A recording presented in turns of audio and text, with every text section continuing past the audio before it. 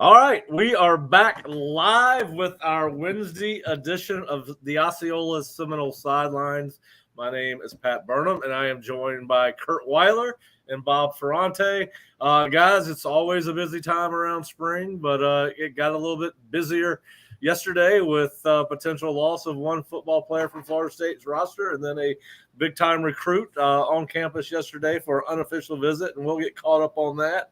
And then, of course, FSU's spring practice number 7 coming back off their scrimmage. Obviously, they were back in full pads in the stadium or in the indoor practice facility because of bad weather, and there were a ton of people in the indoor yesterday. But guys, let's start with the announcement that Derrick McClendon, FSU defensive end, has entered the portal, and just get y'all's thoughts, how that impacts, why you think it happened, how it impacts the position. And I will throw up the graphic right now of the remaining defensive ends on Florida State's roster, or guys that we have seen at least take reps at defensive end at some point, either this past fall or this past spring. So, Curt, I'll start with you. Yeah, it's a tough situation just from a standpoint of, he's a guy who's played a lot of games here. I think you kind of saw he wasn't the most high upside guy of that group by any means. I don't think any of us thought he was going to be a starter in that group. And I think that's kind of wherein the problem came for him. He started last year 12 games, and I think wasn't going to kind of retain that spot with Jared Verse coming back, with Patrick Payton's emergence. I think he was going to be at best probably the first guy off the bench in that rotation. And I don't think that sat well for him, because he's always been a guy who's had a pretty high estimation of himself. I think this time last year he was talking about that he thinks he's the best defensive end in the country. And far be it from me to police what people think of themselves. I think a guy who has gotten to the level he has, you almost have to have a certain level of confidence. But yeah, I think we can all agree that that's not the case. And so he might, he wanted the opportunity, I think, to go try and be that, maybe the guy somewhere else. And yeah, I think it's a tough loss from a depth standpoint, but I think we've seen a few guys we've liked who may be able to be, maybe that fourth guy behind the two I mentioned and Gilbert Edmond. I think Byron Turner, if he's able to stay healthy, is a guy I think I was high on coming in the offseason. I know Bishop Thomas has been getting some work out there after coming in as a defensive tackle. Some of the younger guys, Dante Anderson, and who knows, maybe this urges one more transfer addition over the summer. I think that's a possibility as well, just if you don't feel good about at least having a fourth guy you can rely on.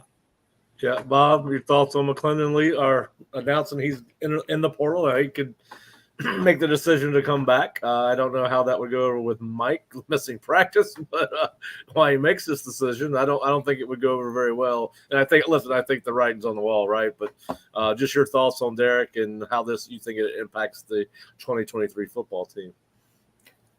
I don't love that Derrick made this decision in the middle of spring practice. I think he could have played it out. And look, they're spring practices. He needs the time on the field just like everybody else. Yes, spring is a time of development for the younger guys, for the transfers, you're getting acclimated and all that. I don't like that Derrick did decide to bail in the middle of the season. Fundamentally, I have a problem with it.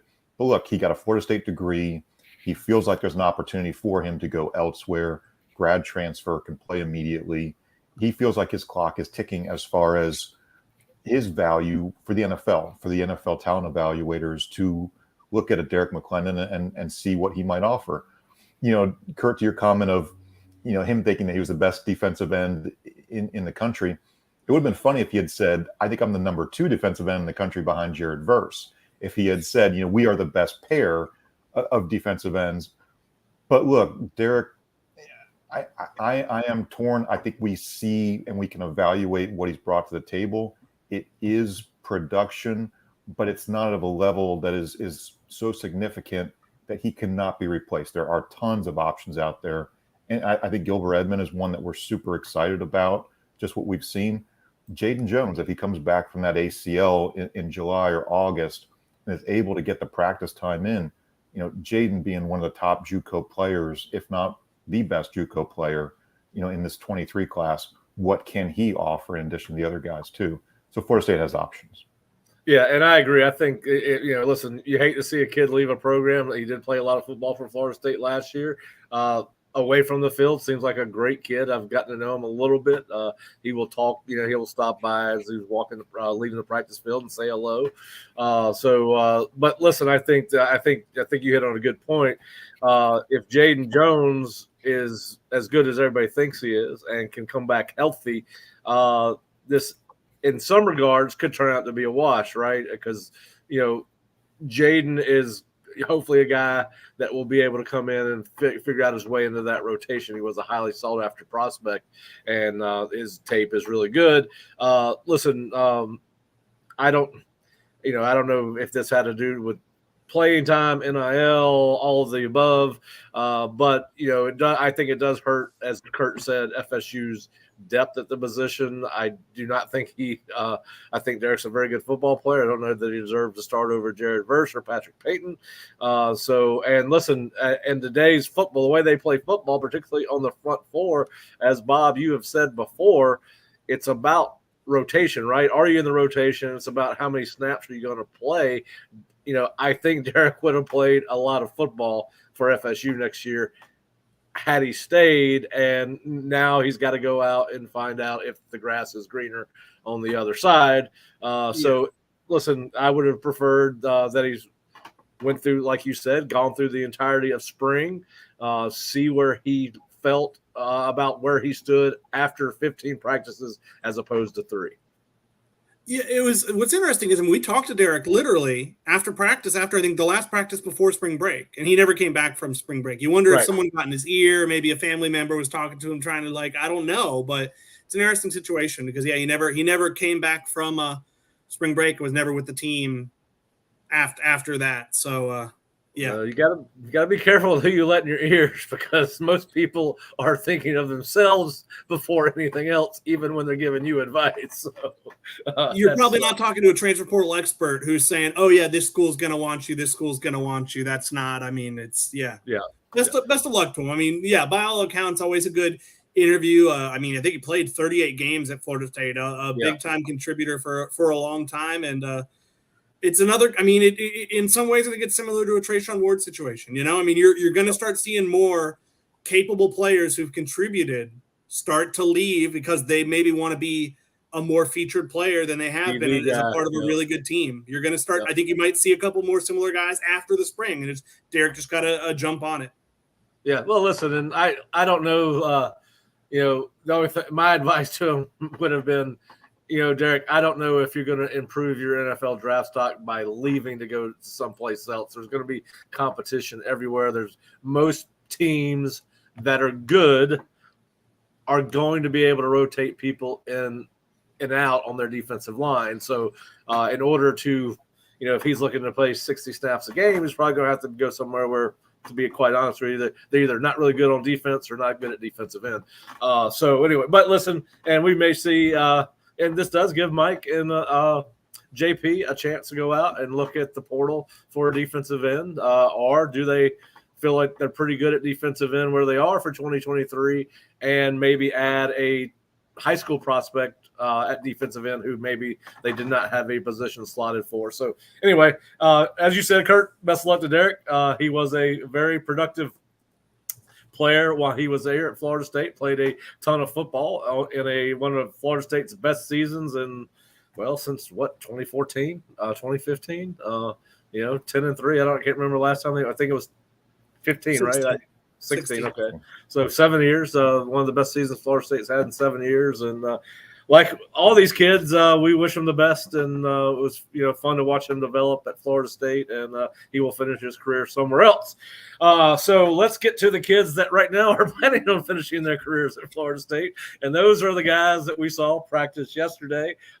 Listen, one of the things I keep on saying one of the things that impresses me most about these practices, and I did not see Florida State practice last spring, y'all did, but I have been very impressed with the physical nature of these practices. They are certainly more physical than I remember the 2021 practices being, and I can't remember, Bob, if we got to see those. But anyway, long story short, Bob, start with you. What was your biggest takeaways from FSU spring practice number 7? I think we all thought because of the rain going indoors, it's a different structure for how you use just one single field. A couple of days after a scrimmage, we thought, well, this might be a shorter, less physical practice. It might not go as long. It was physical. It was long, maybe one of the longer ones that we've covered on that, Monday through Friday format of a practice. That was very physical. Io Tafasi, yeah, that guy is really got a quick first step and very, very physical. I mean, we saw him push Casey Roddick backwards and on his butt. And Casey Roddick is, to use Alex Atkins' parlance, a grown man. He may have been a grown man, but so is Io Tafasi in his second year at Florida State. So we're seeing a lot of physicality, a lot of good one-on-one reps, OL, DL, just a lot of good competition. I think maybe people get tired of this storyline, but the competition level has gotten better every spring that I think we've seen from Mike Norvell's program. That's just maybe the natural climb and progression of what he truly wants. But I think we can emphasize that it has gotten better with every spring. Yeah, listen, and if you're an FSU fan, I hope that you're not getting bored with the competitive storyline, because it may not be as fun to listen to us talk about or write about than it is for us to watch. But it has been fascinating to watch, and there's a ton of competition all over that field. Curt, your thoughts on yesterday's practice and guys that stood out to you? Yeah, I thought it was interesting. I mean, I think Mike Norvell called it spirited. He called it feisty. I think it was maybe the most tense practice they've had this spring. And I mean, I thought it was interesting. He pretty candidly talked about, I came to practice today wanting to kind of push some guys' buttons to see if get them outside their comfort zone and see how they handle that. And it definitely, he was like, I was successful. And I think it's interesting. He talked about, you need to do it with respect, but he's like, I want to see how guys handle that, because we need to see how they handle it not in a game situation before it shows up in a game situation. And I thought that was pretty interesting that he kind of intentionally was like, I went in there trying to kind of poke the bear a little with a few guys and see how it went. And I mean, you saw it with Jaheim Bell and Jared Verse. I think Jared called Jaheim out after he won a rep pretty handily and was like, all right, now you got to take on me. And I think you saw it with some back and forth with receivers and tight ends. I mean, it was really a lot of the same guys. I was watching a lot of the skill position yesterday. Vandrevius Jacobs it keeps being that dude. I mean, he keeps showing me he's the guy who's going to contribute right away. There was one rep yesterday, I think a one-on-one, where he's getting held pretty severely by a DB. He's kind of trying to not let him get separation because that's what he does. And he still got separation, elevated, and kind of went up for a leaping, diving catch, what have you. I mean, he is that dude. Kentron Portier's continued to impress me this spring. Johnny Wilson had a number of really nice plays. I'll tell you who had a nice day yesterday, actually, with Brendan Gant. He had a pick. I think he picked Jordan Travis, and it's like a goal line 7-on-7. He had a few tackles for loss of Rodney Hill. I mean, a big question. He had a nice play off the edge. I remember the tackle for loss on Hill. I remember watching that play. Yeah, I think he had two of them, 2 tackles for loss. I mean, it's the ongoing kind of, we like the top end talent of the linebacker room. Some questions about the depth, and I know Bob wrote about it a little on the website today. But I think you've seen him flash. You've seen Stephen Dix flash. You've seen Omar Graham flash. How much they can count on them to take noticeable reps in the game kind of is the question. But I've liked what I've seen from them in glimpses. Yeah, it does seem to be a better group, and whether it's because what they've done, Stephen Dix looks leaner to me, not as bulky. Seems to be moving a little bit better. DJ Lundy's always been big, but he seems to be even thicker. I mean, he seems, he looks bigger to me, but in a better way. I don't know how to put that. But he does seem to have transformed his body a little bit. We have seen Graham flash, and of course Gant, I agree with you, Curt, yesterday flashed more than most of the linebackers. Now, granted, I spend more time watching the offensive and defensive lines than I do linebackers or skill positions. I let you guys cover skill most of the time. But listen, the competition was good yesterday. We saw a lot of competition. You mentioned Tafasi, Bob. He's strong as a bull, and as I told you yesterday, if he can ever combine that strength and the levers that he plays with proper fundamentals and technique, he made some plays yesterday where he just did not. I mean, he got around somebody. I don't think he even used a hand to get by him. I mean, once he gets better at that hand combat and hand placement and all those things, and how to rip past the defender or offensive lineman, he was fun to watch, and it was good to see him out there at practice. Then, of course, I think.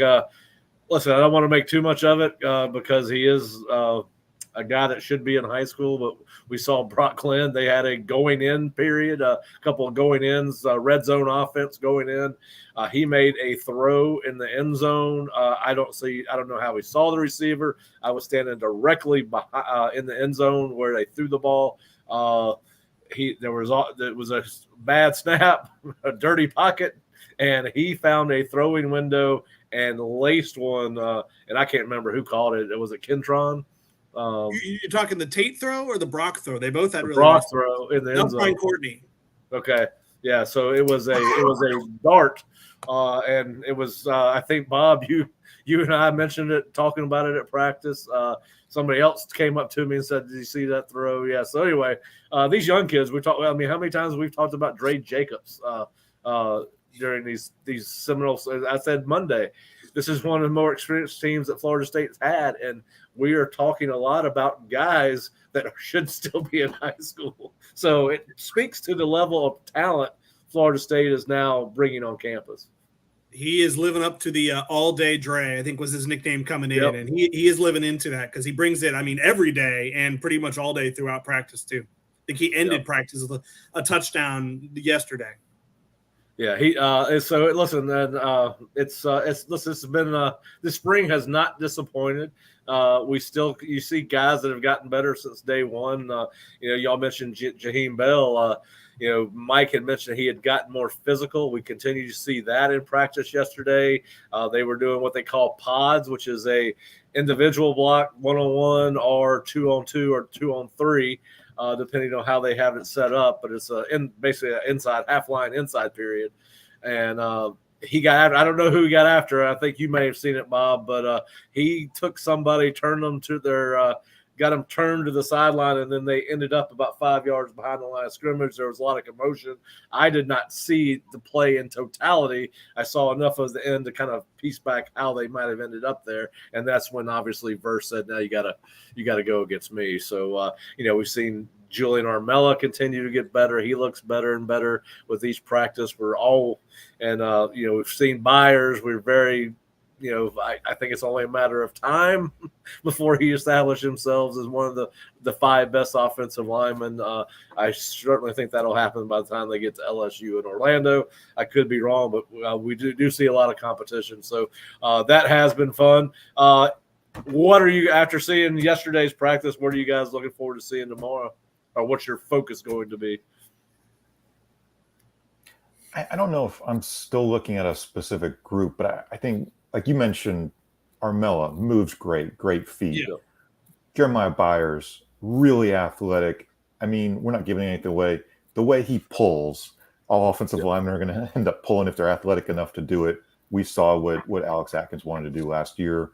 Dylan Gibbons even was pulling very effectively.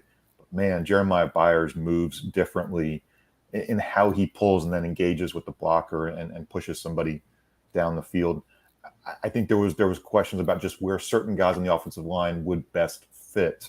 Casey Roddick, is he a center? Is he a guard? I think I like him more as a guard. Byers, I think we like as a tackle quite a bit. So I think we're starting to see the cross training is really, really important because injuries are going to happen. You have to have guys, where they feel comfortable enough to take on multiple roles. But it is nice to sort of see, okay, we've seen them in this spot, we've seen them in that spot.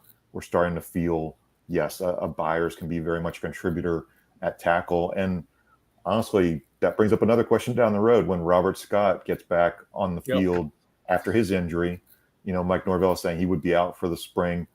Where does Rob Scott fit in? Tackle, guard, what are his options? So we are seeing a lot of great depth on that offensive line building.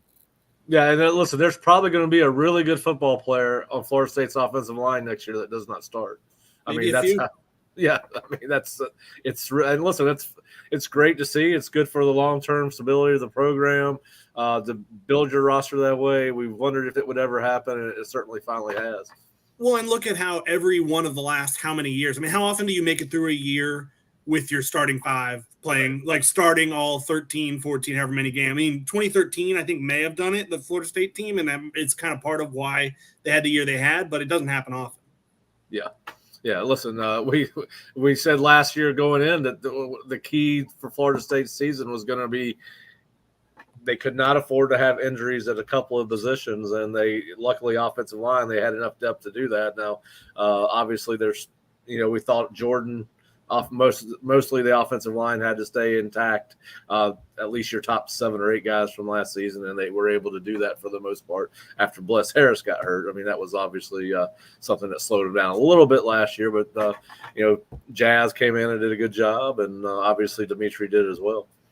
Yeah, I'm interested if Rodney Hill can keep stacking good days. I know he was somebody praised heavily coming out the scrimmage, and I really liked what I saw from him kind of watching the running backs a little more closely yesterday. I thought he had a really nice day, caught a wheel route, had a few runs in a Lebanon. And what I like about Rodney is he can run so many different ways. I think he had kind of a shifty run where he kind of had some of the juke type moves. I know Mike Norvell apparently started calling him Tornado. I think I missed that nickname, but that's a nickname Mike's given him because of how he spins and moves and how effective he is in that way. He can also run tough. I mean, for a not huge guy, he can be a physical runner, and he can also just kind of be a hit the hole and go speed guy. I think he's pretty versatile with his skill set. And I mean, I'll be interested to see, how high can he get up in the running back rotation? Can he surpass a Lawrence Toafili? Can he kind of be the number 2 guy, maybe even behind Trey Benson going into the fall? Yeah, I think he's definitely making a push. Listen, I'm not. I think listen, we see Mike and Alex play a lot of running backs, so we know there's going to be carries for all 3, Toafili, Benson, and Hill. But I think you're right. I mean, you keep on listening to the names, you keep on hearing over and over from the coaching staff, right? I mean, that helps validate what we see, and we've heard Rodney Hill just about every day that Mike has talked, and I don't know if any of the other coaches talked post-practice yesterday, but he is a name that you keep on hearing, and of course I think they know what they've got in Trey, and they're probably not giving him as many reps as they are Rodney and Keziah and Lawrence, but and even CJ Campbell's had some very impressive days in camp and gives you kind of a bigger, thicker body. So again, it goes back to what we started: competition. It's everywhere. Listen, I think we're starting to see, Curt, I know you wrote about it last week. Great competition for the starting backup quarterback position. I mean, it seems like one day AJ has the best day, then it's Tate, then it's Brock, and it seems like they are kind of switching off who's got the hot hand as they continue to battle to see who will be QB2 going into 2023. Well, and setting up a really fun 2024 offseason. Yes, the quarterback talk will be at an all-time fever pitch, and you got to throw in that this time next year, Luke Krummenhoek will probably be on campus. So, all I'm saying is we've earned a few years of not having quarterback battles to kind of talk about, at least starting quarterback battles to talk about. Because I mean, for how many years, Bob, was it? Every year it was, well, who's going to be the starter? Well, who's going to be the starter? And now it's just 2 in a row. We know who the starter is, and you know what? It's nice to not have to write those stories every few weeks. It's nice to just be able to talk about who's going to be the backup, not who's going to be the starter.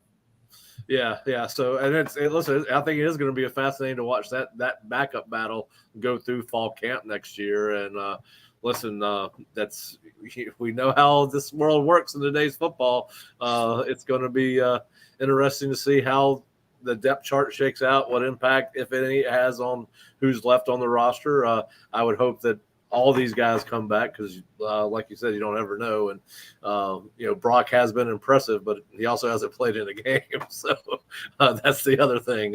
When those lights come on, it has a tendency to change things a little bit. AJ Duffy was impressive, and then he definitely hit a freshman wall last year. I'm interested. And that's really a fall story more than a spring story, but how Brock handles just a full season in practice.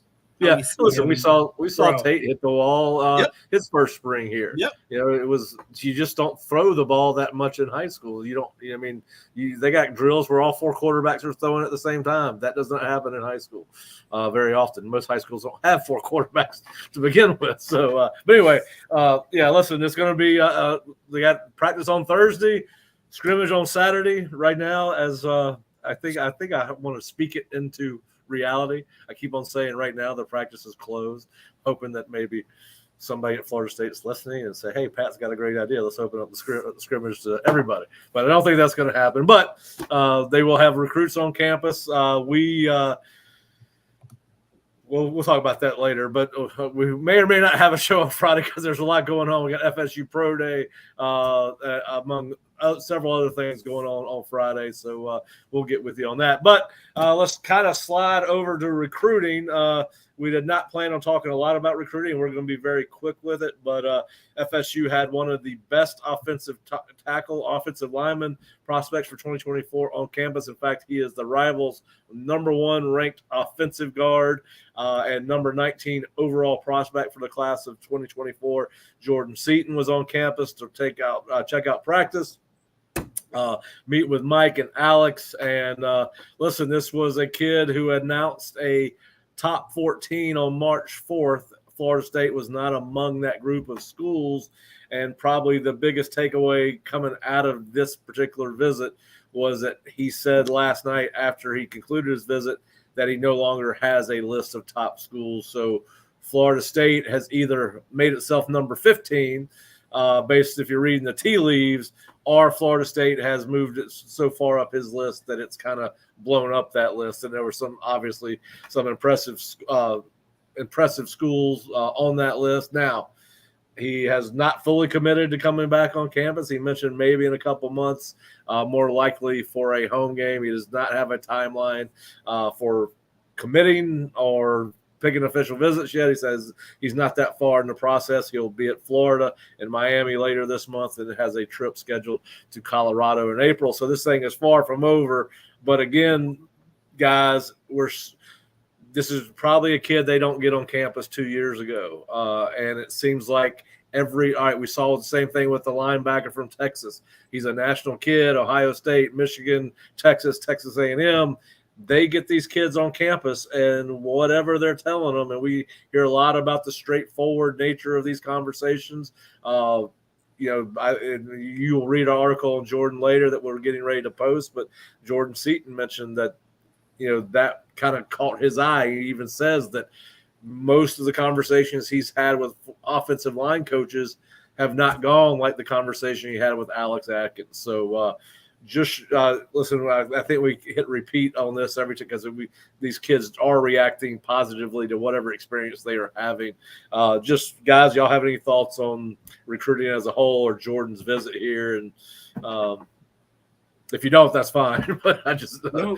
I mean, I'll be brave enough to say I appreciate Jordan C for not updating his list. Okay, I have a top 18 or a top 20 now, because it's once you get past a certain number, 14 is probably even a little too much for me, if I'm being honest. Much too much for me too. Listen, if you really have give me a top 14, you're not equally considering 14 schools. That's no, that's not it's just you're trying to, he's clearly very early in this process. You're right. Well, I think you hit the nail on your head. I mean, talking about, the actual, the truth. He's a kid who, even last year, I think, you look at who kind of Florida State had for its elite camp last year, the one where they practiced inside of Doak.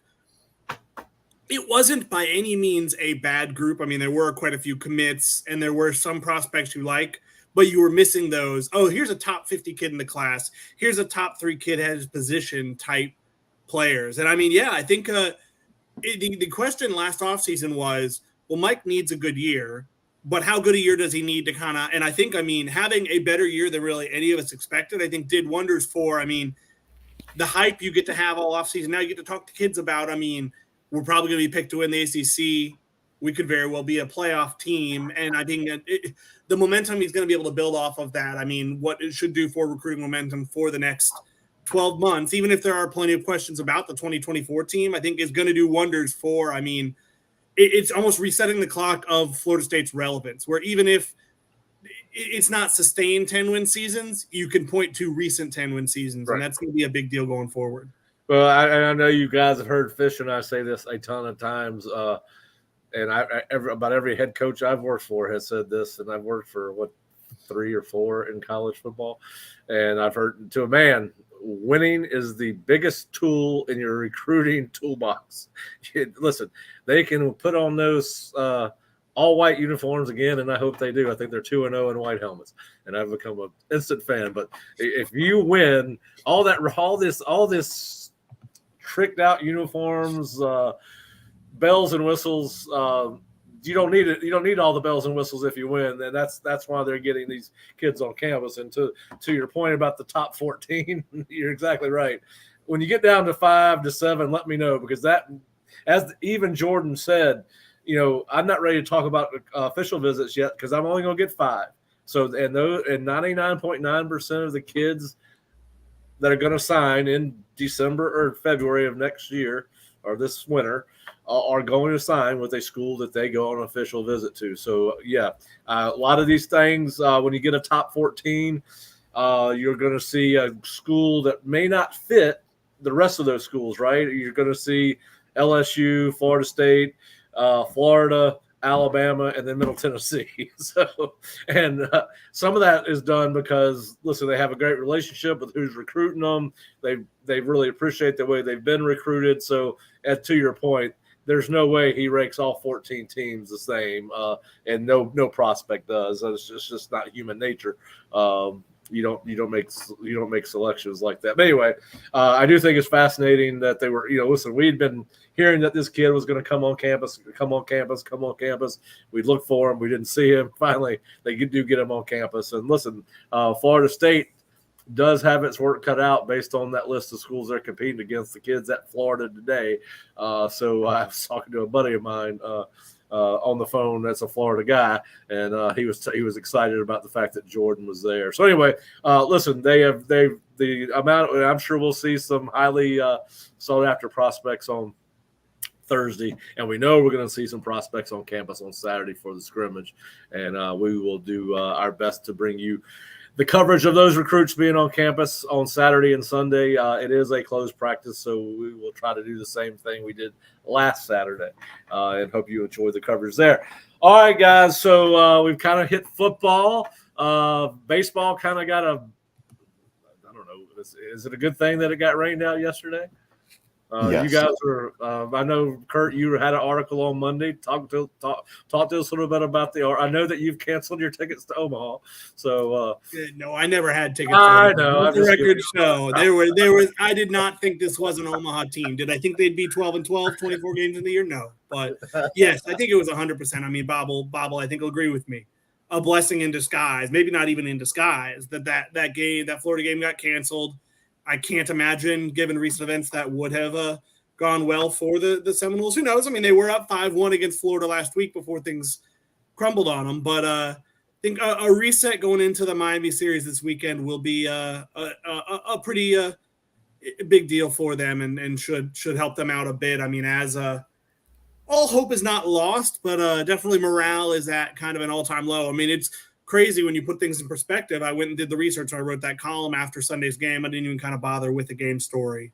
Bob and I consulted on that one. But it's crazy. I mean, this is what Florida State baseball is over 70 years. And 1948 was the first season. So this is what, I think 75 years. I'm not good at math. This is the furthest into a season Florida State's ever been 500 or below at 12-12. I mean, it speaks to a remarkable consistency of a program. And obviously, I don't think Link Jarrett's at fault for much of what's happened. I think it kind of years of how things fell off under Mike Martin Sr. and didn't improve under Mike Martin Jr. I won't compare it to football again because some people on our board did not care for that comparison. But it's a bad situation. But I think I'm still quite confident long term in Link Jarrett. Nothing's changed that through the first half of the season. I think they've just been, on top of having a thin roster, they've been unlucky, and that's a bad combo. Yeah, listen, as Bob and I were talking on Monday, there's a reason Link's here, and it's not because the program was headed in the right direction. And I know that obviously, most people, I've started following Florida State baseball in about 1982 or 83 when we were living in Arizona and first started learning about Coach Bowden, and they were playing in they're hosting regionals and all those things. And I can remember when Paul Sorrento was playing for them. I mean, but we've been spoiled as baseball fans at Florida State, right? I mean, they've been so good for so long, and you mentioned all-time low. That is saying a lot. And I agree. I mean, you got to give Link time, just like you had to give Mike time to put his stamp on this program, get the culture that he wants to build. You're at a place where you can turn around a program pretty quickly at Florida State. I think so. I think some of the things that they can potentially turn around in these next 30 or so games, play a little bit better defense. I mean, honestly, a lot of these games have gotten out of hand because a throw was off the mark, and it may have gone down as an error. It may not have gone down as an error. It's all at the discretion of the official score. But 32 errors in 24 games is not a formula to complement a pitching staff that is really young, not very experienced. And let's be honest, even if you are an experienced pitcher, getting out of jams where you're giving up an extra opportunity, a fourth out, added plate appearances and all that, it just compounds the issues. I think we've seen, I don't want to go all optimist, but that Friday game up at Virginia, they were one strike away. They were one really good pitch. And the walks built and the errors built, I get it. But something in me just thinks if they got a win every now and then, especially in a Friday of a series, would Saturday or Sunday potentially be playing out a little bit differently just because you got that confidence of a game one win? Maybe not, because you just don't have the pitching depth. But I do think this is a team that probably feels snake bit based on the injuries. Wyatt Crowell hasn't pitched in a couple weekends. We'll see what's to happen there. I think this team needs some wins, needs some true confidence just to see what they can accomplish. What is it? How much confidence do we have in this team? Right now, not very much. But I think, can they get healthy? Can they stay healthy? Can they defend a little bit better? I think those are some of those big questions that we still have for this team.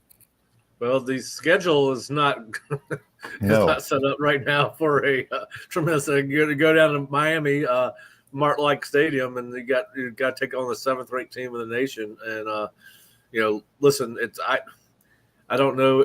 It's a rivalry game, of course. I don't know if rivalry games in baseball can you build the same momentum in baseball that you do in a rivalry game in football? I don't know that. But yes. Anyway, anything is possible. And, what would you guys deem as a successful trip to Miami? Is it getting one, or is it taking a series at this point? Honestly, I would take one win. Yeah. I would love to see Wyatt Crowell back pitching. And I think you want to see competitive games, whether they end up being losses or not. I think some of those games, up at Virginia Saturday, Sunday, just got away from them. That Saturday game was relatively close before, I think it was a 6-run 7th inning or something crazy like that. And then it was almost like the team just fell apart Sunday and just didn't have any energy, any desire to play on that Sunday. It kind of felt weird. But yeah, I think honestly, you can't go down to Miami and get swept. I mean, that's going to be a miserable thing to bring back with you. Miami's not exactly coming in riding high. I don't know what they're ranked. I mean, if they're still in the top 10, that's kind of crazy because they just got swept at Wake Forest. I mean, Wake Forest is kind of 17 the last time I checked. Wake Forest is kind of another planet right now, and I guess that's a later problem for Florida State because they are on the schedule. But for now, I mean, Miami seems at least a little vulnerable because, they're also coming off a road sweep. I think they had a midweek win over FIU, but I mean, it feels like, baseball, maybe more than any other sport, it just takes one game to kind of turn the tide. I mean, they're on a historical, I think the 6-game losing streak they're on, I think I read from someone else, is tied for the longest in program history. As crazy as that is, I think if they lose, and you were right, Curt, they have fallen in that they were 17 on Monday. They are now the 23rd ranked team in baseball. So the polls have been updated.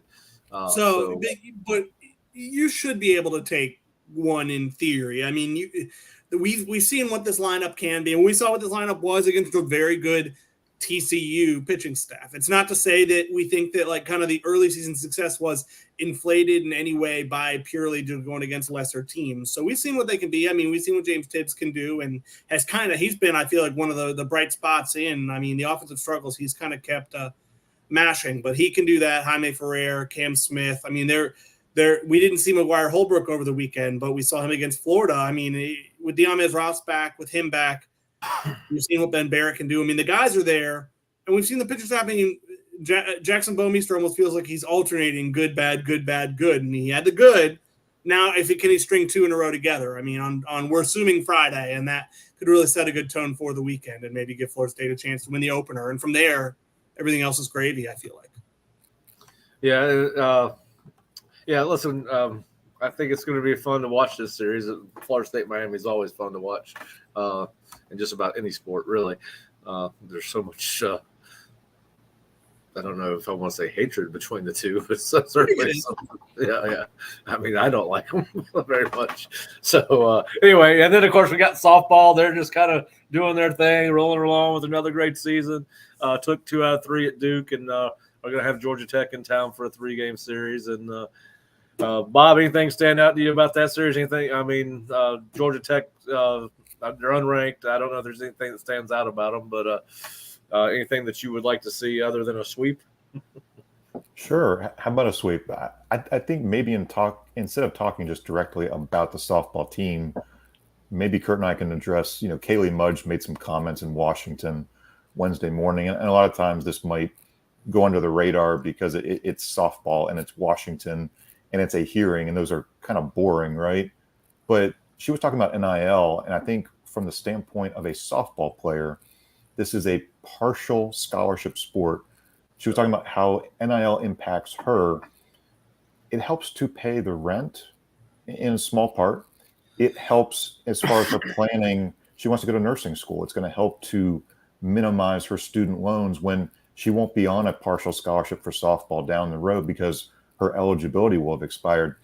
I think there's a lot of discussion nationally about what NIL is, what it isn't, that there's too much money going to too many athletes.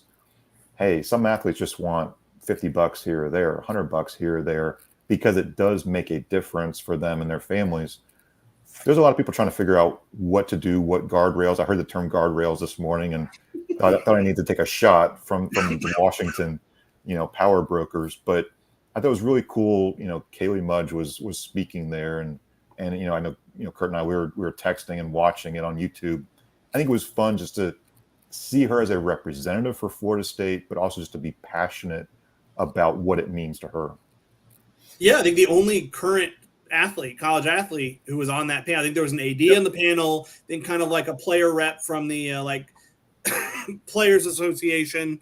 I know Trey Burton, the former Florida quarterback, was there. He's long removed from college, but I mean, between no midweek game, but for her to take the time to go do that, I mean, between 2 weekend series is pretty cool. And I mean, yeah, she's a poster child to be sure. And I mean, I think the interesting thing she talked about too is pretty candid. Some people have kind of talked about, well, NIL is just a step towards all college athletes being employees. And she, I mean, very much rightfully spoke out against the dangers of that and kind of was like, we get great insurance protection for all the injuries we suffer. We're taken care of in so many ways.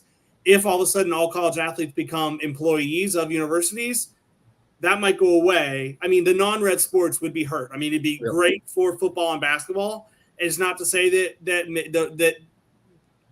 in a perfect world, all athletes are deserving of it. But it is the realism of, well, softball's probably not going to benefit from that. And understanding that, it's great to kind of live in la la land of, oh, yes, all college athletes should be employees, but it's not realistic.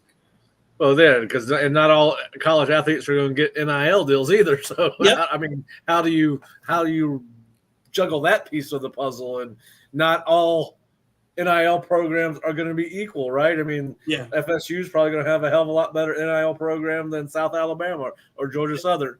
Yeah, so it's not everyone's going to be able to be considered an employee, I guess is what I'm saying.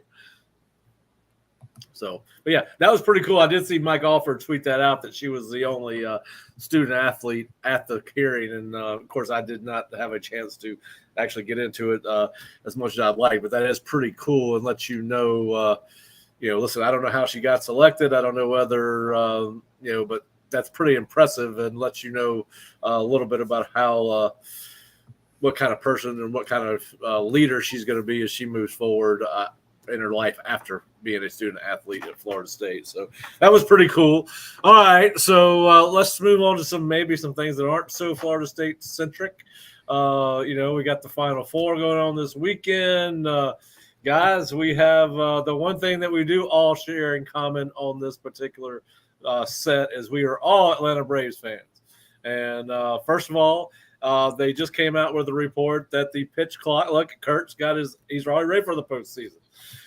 He's got his ATL postseason shirt on. Listen, they came out with a report today. The average number of minutes knocked off a major league game because of the pitch clock in spring training was 26 minutes.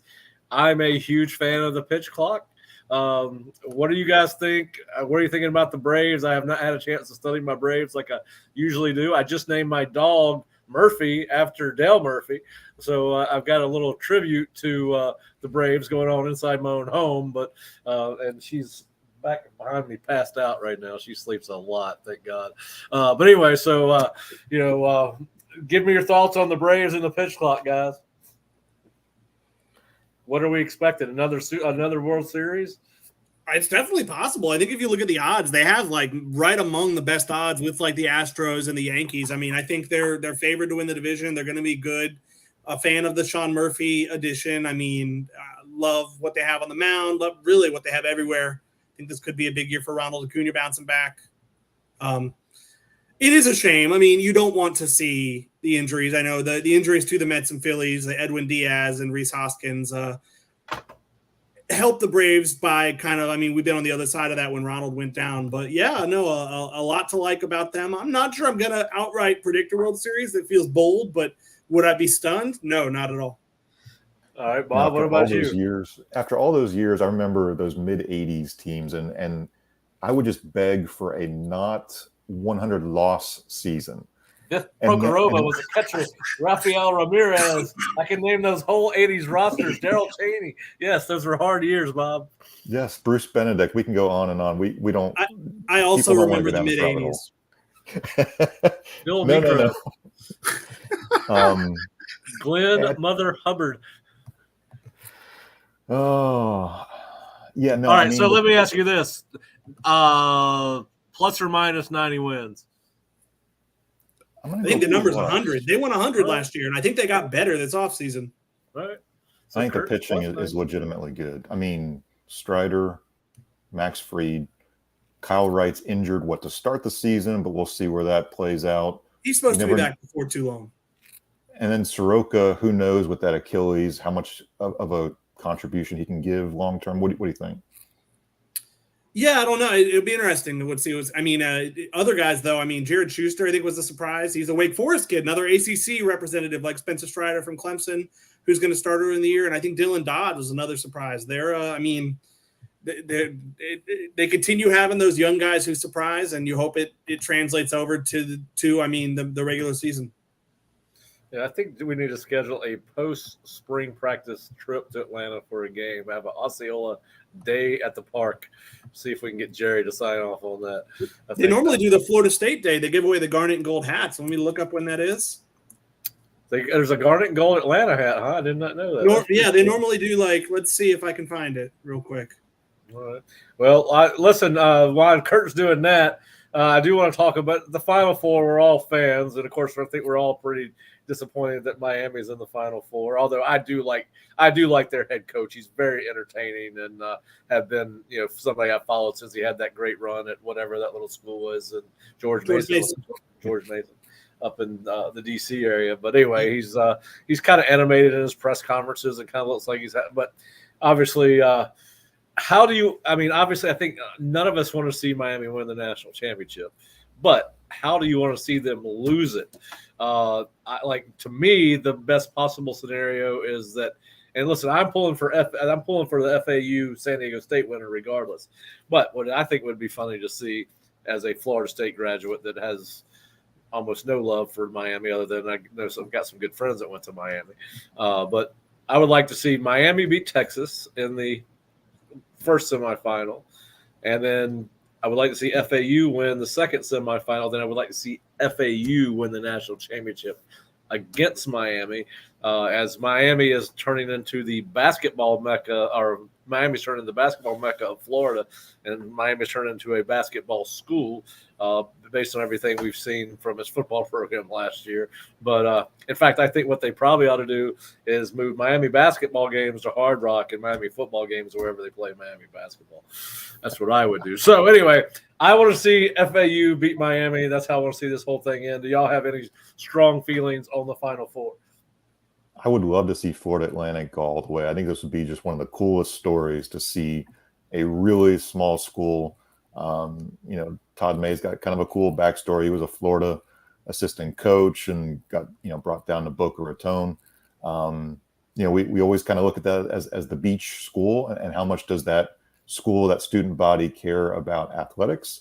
I think they're clearly very, very fully engaged now. And, my dad is a Florida Atlantic grad. He got his bachelor's and master's there. So I'm kind of pulling for his boys, his Owls, to pull one off. Yeah, I'm with you.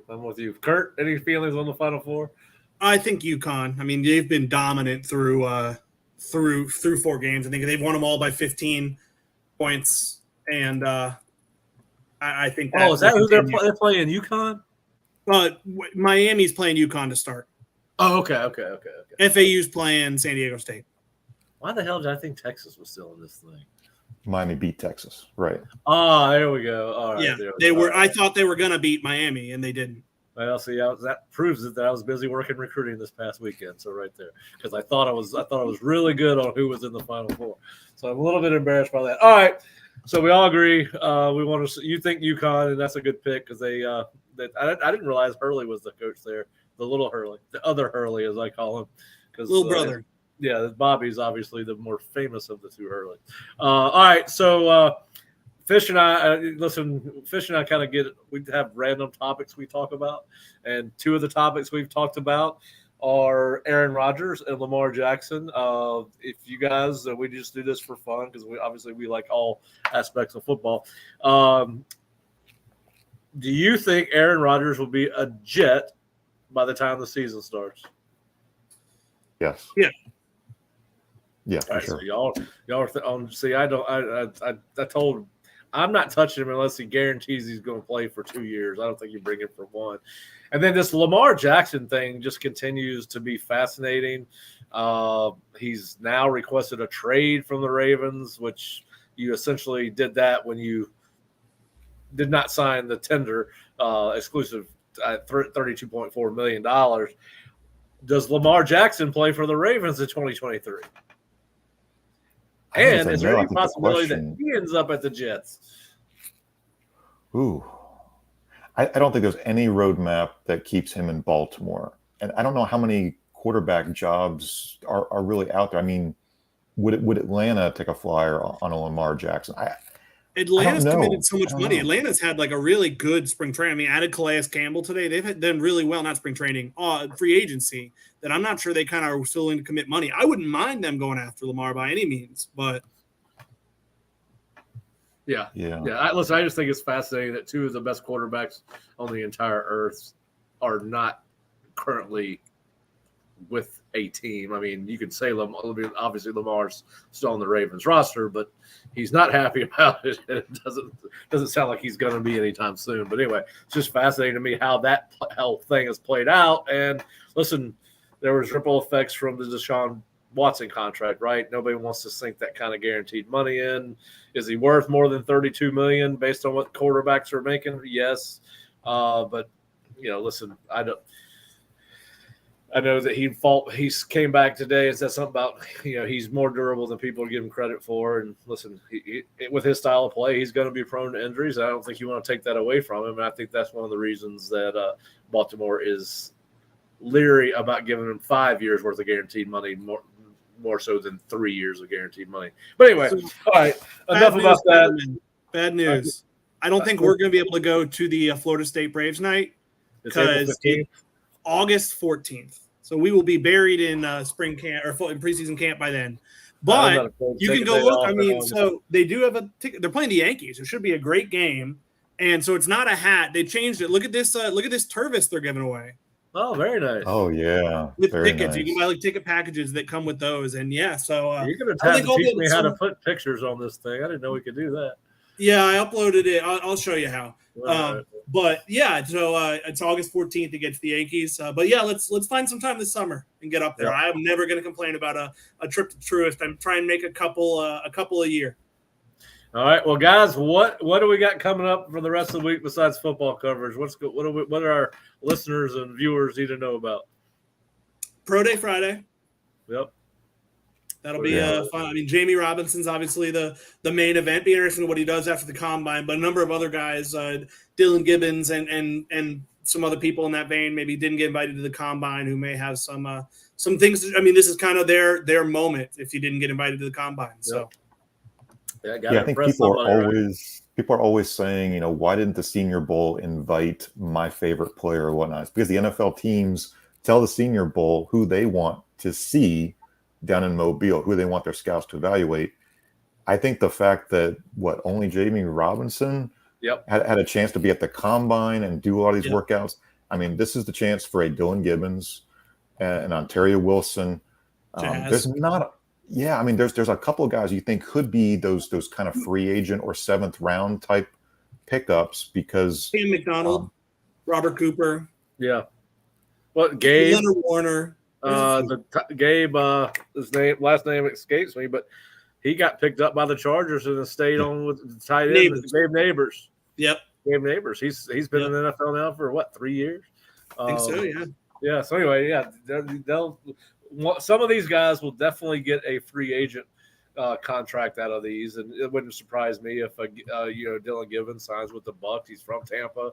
That would be a good signing for the Bucs. There'd be some interest in that, so it'll be interesting to see. And listen, to your point, Bob, why is it so and so? I don't invited to the Senior Bowl or this bowl or that bowl or the combine. I think people get so narrowed in on their team and who's on their team. They think their best players deserve to be at the pro at the combine, but I don't think people realize how many good football players there actually are across the country. And you see a lot of guys that aren't from brand programs that get invited to the combine and these Senior Bowls just as much as you do see the brand name programs. But anyway, it's a big day for those guys.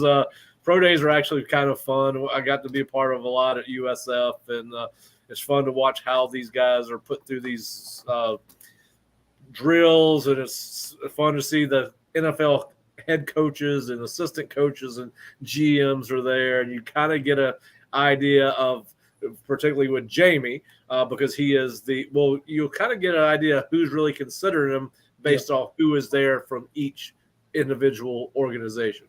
Well, and not to take away from this year's pro day, but it's hard not to think ahead to next year. I mean, next year's Florida State could very well be like one of the ones where there are multiple head coaches and kind of one of the premier pro days with how many guys came back this year who probably won't come back again or will be out of eligibility. Yeah, so it's going to be fun to watch. I know you guys said something about our vantage point wasn't the greatest. Where is our vantage point for pro day? It's toward the sideline. Yeah, I mean, the NFL Network cameras are basically in the middle of the field. Right, the scouts get to be there. Yeah. We do not get to be there. I think it's funny. I have to remember, I might ask Jamie tomorrow. I was talking to Jamie, I think, at last year's pro day. He was there watching, and he talked about, I'm going to run this will be me next year, and I'm going to run this number. I forget what the number was. I don't want to misrepresent it, but be interesting if he runs. I know he did at the combine, but. Well, I guess I'm going to have to see if Ari will have me on a guest on the ACC network coverage of the pro day because I can have a better seat. I think that's doable. I think he ought to be a team player and invite each of us up there for a small 30-minute segment. We can hang out with him. I don't know who else is going to be with him up there. I don't know if it's going to be EJ Manuel or whoever will be. I don't know who's here for ACC network. But anyway, we'll have to see if Aria can hook us up with a little bit better viewing area. All right, so a lot going on. Always want to appreciate. Listen, how much quicker are we when Jerry is not on the program? We are under an hour still. I mean, Lord have mercy. Quick before you can still say that. You got 30 seconds. No, I'm trying to get us out. We're gonna go a little bit over an hour, but hey, we appreciate you listening, watching, whether it's podcast, video cast. If you are not an Osceola subscriber, please go to theosceola.com or floridastate.rivals.com, and it'll take you to the same place. But check us out. We've got a lot of good content on spring practice, baseball, softball, the Booster Club tour. Mike Norvell spoke on Tuesday.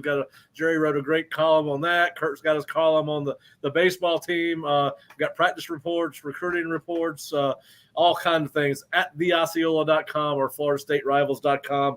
And we know we'll be back next Monday for sure on Seminole Sidelines with Pro Day. We may not be here on Friday, but we will certainly keep you up to date on that as well. But we have not made a executive decision on that yet, but we will let you know. But thanks again for tuning in. For Curt, for Bob, I'm Pat Burnham, and we will see you either Friday or Monday. Y'all have a great day.